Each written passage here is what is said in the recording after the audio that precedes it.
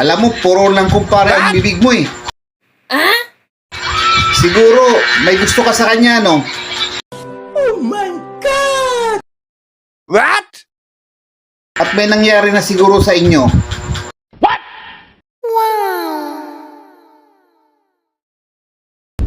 Wala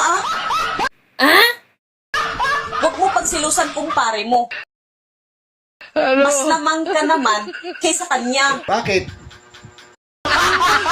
Siyempre, ikaw kasi tulina. Kumpare mo, supot pa.